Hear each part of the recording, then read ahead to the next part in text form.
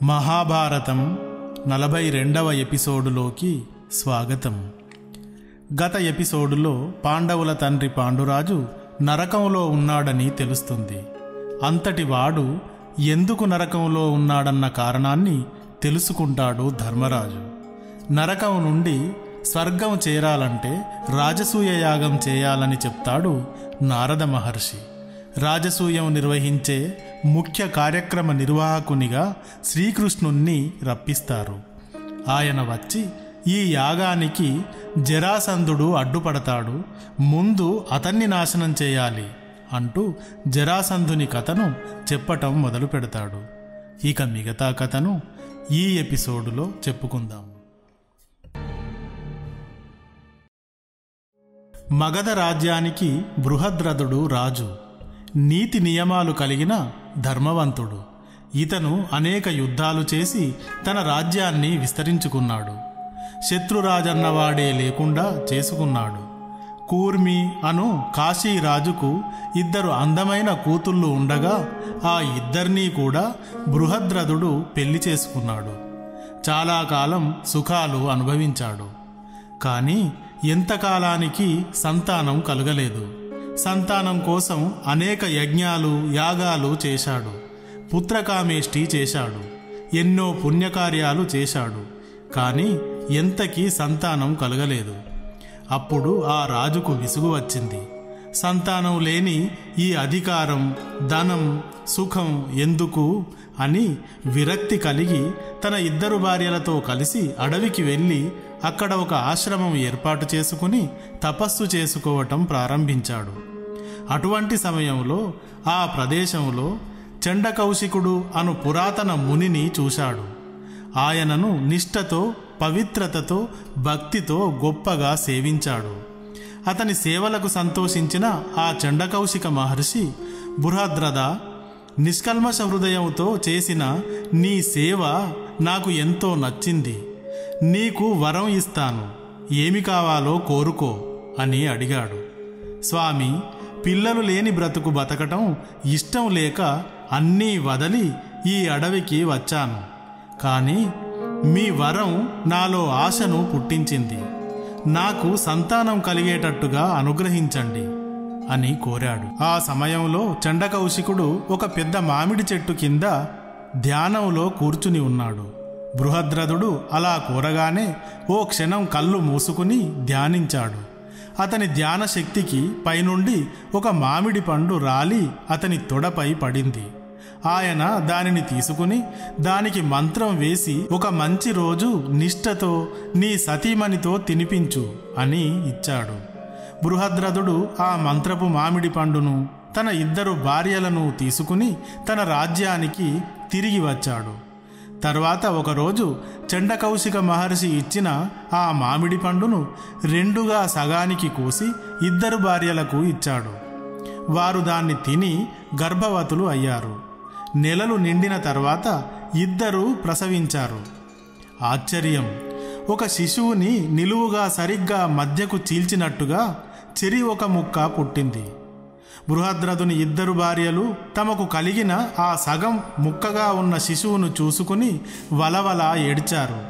తర్వాత తమకు పుట్టబోయే సంతానంపై ఎన్నో ఆశలు పెట్టుకున్న తమ భర్త ఈ సగం సగం ముక్కలను చూసి భరించలేడని ఆయన చూడకముందే వాటిని తీసుకెళ్లి కోట అవతల ఎక్కడైనా పడవేయమని తమ సేవకులకు ఇచ్చారు. ఆ సేవకులు ఆ రెండు వేర్వేరు శరీర భాగాలను కోట అవతల 4 దారుల కూడలి వద్ద ఓ పక్కగా పడవేశారు. ఇక్కడ మళ్ళీ ఇంకో చిత్రం జరిగింది. ఎక్కడైతే శిశువు శరీర భాగాల్ని పడవేశారో అక్కడ ఎంతో కాలంగా జర అనే రాక్షసి ఒకటి ఆ 4 తోవల్లో బలిగా పెట్టే మాంసాహారాన్ని తింటూ నివాసం ఉంటూ ఉంది. ఈరోజు కూడా ఈ శిశువు భాగాల్ని బలిగా వేసినవే అనుకుని తినడానికి పరిగెత్తుకుని వచ్చింది. కానీ వచ్చి చూశాక కదులుతూ ఉన్న ఆ 2 శరీర భాగాలు దానికి చిత్రంగా కనిపించాయి. అది ఆ రెండింటిని 2 చేతులతో పైకి లేపి ఒక్కటిగా కలిపింది. అంతే, అంతవరకు రెండుగా వేరై ఉన్న ఆ శరీర భాగాలు చెటుక్కున అతుక్కుపోయి ఒకే శరీరంగా మారింది. వెంటనే ఆ శరీరం వజ్రంలాగా గట్టిగా మారింది. మోయలేనంత బరువుగా తయారయ్యింది. అంతేకాదు, అతి దారుణంగా ఏడవటం మొదలుపెట్టింది. ఆ శిశువు బరువును, దాని ఏడుపును తట్టుకొని ఎత్తుకొని పారిపోవటం జరకు వల్ల కాలేదు. ఈలోగా ఆ శిశువు భీకరమైన ఏడుపుకు కోటలోని సైనికులు పరిగెత్తుకొచ్చారు. వారి వెనుక రాజు బృహద్రథుడు కూడా అనుసరించి వచ్చాడు. ఆయనను అనుసరించి ఇంకా అనుచరగణం అంతా వచ్చారు. వారంతా రావటాన్ని చూసిన జర తాను మాయావి గనక వెంటనే ఒక అందమైన స్త్రీగా మారి ఆ శిశువుని ఎత్తుకుని అక్కడ గుంపుగా చేరిన మహిళలతో కలిసి మహారాజు వద్దకు వెళ్ళింది. మహారాజా, నేను జర అనే ఒక రాక్షసిని. ఈ 4 రోడ్లు కలిసిన ప్రదేశమే నా నివాసం. నీ భార్యలకు పుట్టిన 2 ముక్కలు తెచ్చి ఈ 4 రోడ్ల కూడలిలో పడవేశారు నీ సేవకులు. నేను ఆ 2 ముక్కల్ని ఒక్కటిగా కలిపాను. అప్పుడు ఇదిగో ఈ భీకరాకారుడైన శిశువు పుట్టాడు. నీ రాజ్యంలో ఉండి బతుకుతున్న దానిని. ఎప్పటి నుండో నీకు ఏదైనా మేలు చేయాలని కోరికగా ఉండేది. అది ఈరోజు ఇలా తీరింది. ఇదిగో ఈ బాబు నీ బాబు, తీసుకో అని రాజు చేతులకు అందించింది. రాజు ఎంతో ఆనందంతో ఆ శిశువును ఎత్తుకుని తన రాణులకు అందించాడు. ఆ తర్వాత రాక్షసిని ఎంతో గౌరవించి, నీవు రాక్షసివి కాదు, నా పాలిటి దేవతవు అని ఆమె వల్ల బతికాడు కాబట్టి ఆ శిశువుకు జరాసంధుడు అని ఆ జర అనే రాక్షసి పేరు కలిసేలా పెట్టారు. ఏ రోజున ఇది జరిగిందో ఆ రోజును ఆ రాక్షసికి పండుగను జరిపిస్తూ ఉండేవాడు బృహద్రథుడు. అలాంటి ఒక రోజు బృహద్రథునికి సంతాన ప్రాప్తిని కలిగించిన చండకౌశికుడు మగధకు వచ్చాడు. బృహద్రథుడు ఆయనను ఎన్నో విధాలుగా గౌరవించి పూజించి సేవించాడు. వచ్చిన చండకౌశికుడు జరాసంధుని చూసి అతని కఠిన వైఖరిని, బలమైన శరీరాన్ని, ఎదురులేని పరాక్రమాన్ని చూసి రాజుతో ఇలా అన్నాడు: ఇతడు ఈశ్వరునికై తపస్సు చేసి తనకు అనుకూలం చేసుకుంటాడు. ఎలాంటి అస్త్రాలు చీల్చలేని దేహాన్ని వరంగా పొందుతాడు అని చెప్పాడు. ఇతన్ని ఎదుర్కొని గెలిచే రాజు ఎవ్వడూ ఉండడు. అందరూ ఇతని సామంతులు కావలసిందే అని జరాసంధుని గురించి చెప్పి రాజును తన మాటలతో ఆనందింపజేసి వెళ్ళిపోయాడు. అతిశయించిన ప్రేమతో పెరిగి పెద్దవాడయ్యాడు జరాసంధుడు. కొంతకాలం తర్వాత యువకుడైన కొడుకు పట్టాభిషేకం జరిపించి తన 2 భార్యలను వెంట తీసుకుని వనాలకు తపస్సుకై వెళ్ళిపోయాడు బృహద్రథుడు. జరాసంధుడు హంసడిబకులు అనే భీకర ఆయుధాల లాంటి వారు, చావులేని వారు అయిన అన్నదమ్ములిద్దరినీ తన 2 భుజాలుగా మార్చుకుని అనేక రాజ్యాలపై దాడులు చేసి గెలిచాడు. కానీ ఆ హంస డిబకులను ఆయుధం ఉపయోగించకుండా ఉపాయాన్ని మారణాయుధంగా మార్చి నేను హతమార్చాను. ధర్మరాజా, ఇప్పుడు జరాసంధుడు 2 రెక్కలు తెగిన గరత్మంతునిలా, నిప్పులు కక్కుతున్న సూర్యునిలా పడి ఉన్నాడు. ఆయుధంతో చావులేని ఆ జరాసంధుణ్ణి ఆయుధాలు లేకుండా పిడిగుద్దులతో మల్లయుద్ధంలో చంపాలి. మన భీముడు మల్లయుద్ధంలో భయంకరుడు. ఇతను జరాసంధుణ్ణి ఓడిస్తాడు అని చెప్పాడు శ్రీకృష్ణుడు. అప్పుడు ధర్మరాజు, భీమార్జునులు నాకు 2 కళ్ళలాంటివారు. నీవు నా మనస్సు లాంటివాడివి. మిమ్మల్ని వదిలి ఒక్క నిమిషం కూడా ఉండలేను. కాని భూమి భారాన్నంతటినీ ఒక వేలిపై మోయగల పరమాత్మునివి నీవు. అలాంటి నీవు నా తమ్ముల వెంట ఉండగా నాకు భయం ఎందుకు? మీకు తప్పక జయం కలుగుతుంది, వెళ్ళిరండి అని సంతోషంగా సాగనంపాడు. శ్రీకృష్ణ భీమార్జునులు కపట స్నాతక వ్రతం అని విద్యాభ్యాసం పూర్తి అయిన తర్వాత కొంతకాలం భిక్షాటన చేసే బ్రహ్మచారుల్లా వేషాలు ధరించి బయలుదేరారు. కాలకూట, శోణ, గండకి, సదానీర అనే ఒకే చోటు నుండి పుట్టి ప్రవహించే నదులను దాటారు. సరయూ నదిని దాటారు. మిథిలా నగరాన్ని దాటారు. గంగా నదిని దాటారు. ఆ తర్వాత తూర్పుకు తిరిగి మళ్ళీ ప్రయాణం చేసి మగధ రాజ్యాన్ని చేరారు. మగధ సరిహద్దుల్లో ఉన్న గోరథం అను పర్వతం పైకి ఎక్కారు. వారికి ఇంద్రలోకం లాంటి జరాసంధుని గిరివ్రజం అను నగరం కనబడింది. గోరథం, వృషభం, వైహర, ఋషిగిరి, చైత్రగాద్రి అని 5 పెద్ద పర్వతాలు ఈ గిరివ్రజపురం చుట్టూ సహజమైన భీకరమైన కోటలా చుట్టి ఉన్నాయి. వీటిని దాటి దాడి చేయటం ఏ శత్రురాజ్యానికి వీలు కాదు అంటూ గిరివ్రజపురం గురించి భీమార్జునులకు చెప్పి, ఇక్కడ నుండి సూటిగా వెళితే నగర ప్రవేశ ద్వారం వస్తుంది, కానీ మనం ముఖద్వారం నుండి కాక వెనక వైపు నుండి వెళదాం అంటూ అక్కడ నుండి చైత్రకం అనే కొండపైకి తీసుకువెళ్ళాడు శ్రీకృష్ణుడు. అక్కడ చాలా పెద్ద భేరీలు 3 ఉన్నాయి. శ్రీకృష్ణుడు ఆ అన్నదమ్ములకు వాటిని చూపించి, ఇవి మానుషాద అను జాతికి చెందిన ఎద్దుతోలుతో చేసిన డంకలు. ఈ గిరివ్రజపురానికి గౌతమ మహర్షి ఆశీర్వాదం ఉంది. అందువల్ల ఆయన మహిమతో ఈ డంకలు ఇతరులు ఎవరైనా రాజ్యంలో ప్రవేశించడానికి ప్రయత్నిస్తే వాటంతట అవే పిడుగుల శబ్దంతో మోగుతాయి. అందుకని ఈ చైత్రక పర్వతం నుండి గిరివ్రజపురం దారిలోకి నడవాలంటే ముందు ఒకేసారి 3 పగలగొట్టాలి అన్నాడు.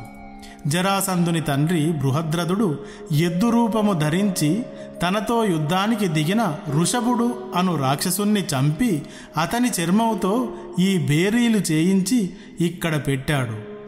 దీన్ని ఒక్కదాన్ని కొడితే 3 కూడా నెల రోజులు మోగుతాయి అని చెప్పి, వీటిని మాసతాళములు అని కూడా అంటారు అని చెప్పాడు శ్రీకృష్ణుడు. తర్వాత 3 కలిసి ఒక్కొక్కరు ఒక్కటి చొప్పున 3 పగలగొట్టారు. ఆ తర్వాత చైత్రక పర్వత మధ్య భాగం నుండి గిరివ్రజపురంలోకి నడిచారు. నగరంలో పూల అంగడికి వెళ్ళి అక్కడ దౌర్జన్యంగా పూలు లాక్కున్నారు. అక్కడ నుండి అత్తర్లు అమ్మే అంగడికి వెళ్ళి అక్కడ కూడా బలవంతంగా అత్తర్లు లాక్కుని సొమ్ములు అడిగితే బెదిరించారు. పువ్వులు సిగలో తురుముకుని చేతులకు గంధం పూసుకుని ఈ కొత్తవారు చిత్రమైన బ్రహ్మచారి భిక్షుకులు ఎవరా అని నగర పౌరులు నోళ్లు తెరిచి చూస్తుండగా జరాసంధుని గోశాలలోకి వెళ్ళారు, వేటకు బయలుదేరిన సింహాల్లాగా. ఆ సమయానికి స్నాతక వ్రతులైన బ్రాహ్మణులకు ఎంతో భక్తితో అర్చనలు చేస్తూ ఉన్నాడు జరాసంధుడు. అదే సమయానికి అక్కడికి వచ్చిన ఈ 3 మోసపు స్నాతక వ్రతులను చూశాడు జరాసంధుడు. వీరిని కూడా ఎంతో భక్తితో ఆహ్వానించి పూజించి వారికి మధుపర్కం ఇచ్చాడు. కానీ శ్రీకృష్ణ భీమార్జునులు అతని నుండి మధుపర్కం స్వీకరించలేదు. అప్పుడు జరాసంధుడు చైత్రక పర్వతం పైని 3 భేరీలను పగులగొట్టారు. రాగూడని విధంగా దొడ్డిదారిన వచ్చారు. ధనం ఇవ్వకుండా అంగడిలో బలవంతంగా పూలు అత్తర్లు లాక్కుని అల్లరి చేశారు. ఇప్పుడు మధుపర్కం తీసుకోవడం లేదు. ఎందుకు తీసుకోవటం లేదు? మీరు వేషంలో బ్రాహ్మణ స్నాతక వేషధారుల్లా ఉన్నారు గాని మీ ఆకారాలు, మీ భుజబలం చూస్తే క్షత్రియులని అనిపిస్తుంది. ఇంతకు మీరు ఎవరు అని అడిగాడు. స్నాతకులు ఒక్క బ్రాహ్మణులే కాకుండా క్షత్రియ, వైశ్య స్నాతకులు కూడా ఉంటారు కదా. మేము క్షత్రియ స్నాతకులం. మధుపర్కం నీ నుండి స్వీకరిస్తే ఆర్ష సంప్రదాయం ప్రకారం నిన్ను ఆశీర్వదించాల్సి ఉంటుంది. మేము వచ్చిన పని వేరే ఉంది. ప్రధాన ద్వారం నుండి స్నేహితులు వస్తారు. ద్వారాన్ని మార్చి వేరు మార్గం గుండా పరాక్రమవంతులైన క్షత్రియులు వస్తారు. గంధంలోనూ పువ్వులలోనూ లక్ష్మి ఉంటుంది.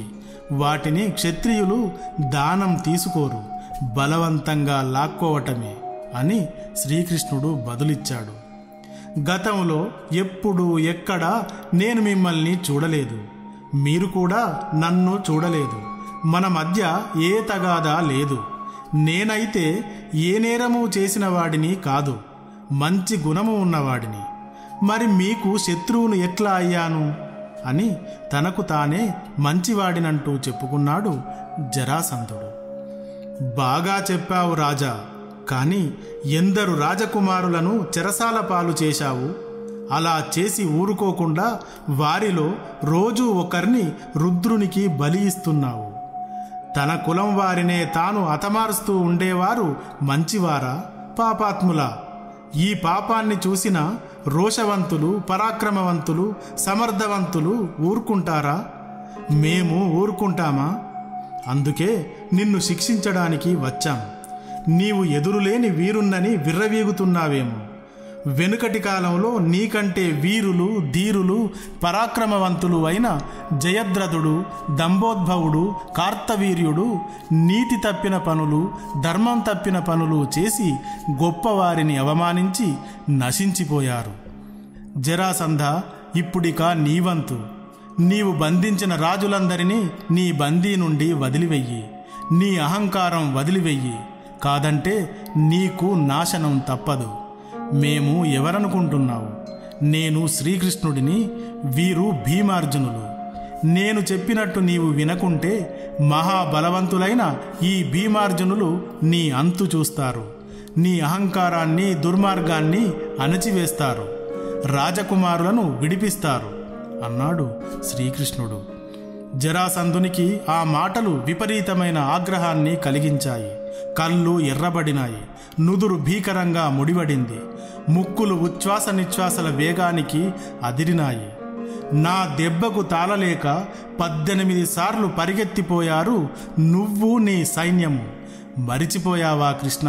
ఒక పరాక్రముడైన రాజు ఇతర రాజ్యాలపై దాడి చేసి ఓడించి వారిని సామంతులుగా చేసుకోవటం సహజమైన సంగతే కదా. కృష్ణ, రుద్రునికి బలి ఇవ్వడానికై తెచ్చిన రాజకుమారులను మిమ్మల్ని చూసి నువ్వు చెప్పావని వదిలివేస్తానా? నా శక్తి సామర్థ్యాలను రుచి చూసి కూడా అలా మాట్లాడతావా? అడవిలో నిద్రపోతున్న సింహాన్ని జూలు పట్టి లాగావు కృష్ణ. వెళ్ళి సైన్యాన్ని తెచ్చుకో. సైన్యంతో ఢీకొడతా. లేదా ఒక్కనితో మీ ముగ్గురు తలపడతారా? నేను సిద్ధం. ఆయుధాలతో వస్తారా? నేను సిద్ధం. ఇద్దరైనా ఒక్కడైనా నా పైకి రండి, నేను సిద్ధం. ఒక్కరొక్కరుగా వస్తారా? రండి. ఎలా వచ్చినా మీ చావు ఖాయం అని భయంకరంగా అరిచాడు. తెలుసు జరాసంధ, తెలుసు. నీ బలము తెలుసు, నీ బలగము తెలుసు. అందుకే నిన్ను ఢీకెట్టేందుకు ముగ్గురమే వచ్చాం. జరాసంధ, నిన్ను గెలవడానికి ముగ్గురం ఎందుకు? నువ్వు నిజమైన వీరుడివి అయితే మాలో కండబలం కల వీరుణ్ణి ఒక్కన్ని ఎంచుకో. నువ్వు ఎవరిని ఎంచుకుంటే ఆ ఒక్కరమే నీతో తలబడతాం అన్నాడు శ్రీకృష్ణుడు. జరాసంధుడు ముగ్గురిని ఓసారి తేరిపార చూశాడు. ఈ కృష్ణుడు కండబలం కలవాడిని ఎంచుకోమన్నాడు. ఈ ముగ్గురిలో కండబలం కలిగి భీకరాకారంతో తనకు తగినవాడుగా వాయుపుత్రుడు భీముడు ఒక్కడే కనబడుతున్నాడు. వీరుడైన వాడు బక్కపలుచని బలహీనుణ్ణి ఎంచుకోవటం సిగ్గుచేటు కదా అనుకుని నేను ఈ భీమునితో తలబడతా అని చెప్పాడు. తర్వాత తన కొడుకు సహదేవునికి మగధరాజ్య పట్టాభిషిక్తుణ్ణి చేసి పురోహితులతో మంగళాశీర్వచనాలు పొంది పోరాట స్థలంలోకి వచ్చి భీముని ఎదురుగా నిలబడ్డాడు. ఈ జరాసంధుడు ఒకమారు గిరివ్రజపురంలో ఉండి తన గదను 99 సార్లు గిరగిరా తిప్పి ద్వారక వైపు విసిరాడు. అది 99 యోజనాల దూరంలోనున్న మధురలో పడింది. ఆ సమయానికి శ్రీకృష్ణుడు మధురలోనే ఉన్నాడు. అసలైన శత్రుత్వం శ్రీకృష్ణ జరాసంధుల మధ్యనే. జరాసంధుని కూతురు కంసుని భార్య. కంసుడు శ్రీకృష్ణుని మేనమామ. కంసుని రాక్షస విధానాలకి విసిగి శ్రీకృష్ణుడు కంసుని చంపివేశాడు. కంసుని భార్య జరాసంధుని కూతురు కదా. ఆమె తన తండ్రి ఇంటికి వచ్చి ఉండి మాటికి కృష్ణుడు తన భర్త కంసుడిని చంపిన సంగతి గుర్తు చేస్తూ ఉండేది. జరాసంధుడు కోపంతో యాదవులతో యుద్ధానికి దిగుతూ ఉండేవాడు. అలా శ్రీకృష్ణునిపై 18 సార్లు యుద్ధానికి దిగాడు. ఈ బాధ పడలేక ఉపాయంతో జరాసంధుని ముఖ్య బలమైన అతని మంత్రులు హంసడిబకులను చంపి అతని బలాన్ని తగ్గించాడు శ్రీకృష్ణుడు. ఇప్పుడు జరాసంధుని రాక్షసత్వాన్ని కూడా ఆపాలని భీముణ్ణి మల్ల యుద్ధానికై జరాసంధుని ఎదుట నిలిపాడు. అవిక్రమ పరాక్రమవంతుణ్ణి, అసహాయ శూరుణ్ణి, ఎదురులేని వీరుణ్ణి అని తనకు తానుగా భావించే జరాసంధుడు అందుకు సై అంటూ జూలు విదిల్చిన సింహంలా బరిలోకి దిగాడు. రా వాయుపుత్ర భీమా అంటూ పోరాటం మొదలయ్యింది. ఇద్దరూ చేతులు కలుపుకున్నారు. ఇద్దరూ వంగి ఒకరికి ఒకరు మల్లయుద్ధ పద్ధతిలో నమస్కారం పెట్టుకున్నారు. ఇక మిగతా కథను తర్వాతి ఎపిసోడులో చెప్పుకుందాం. శుభమస్తు.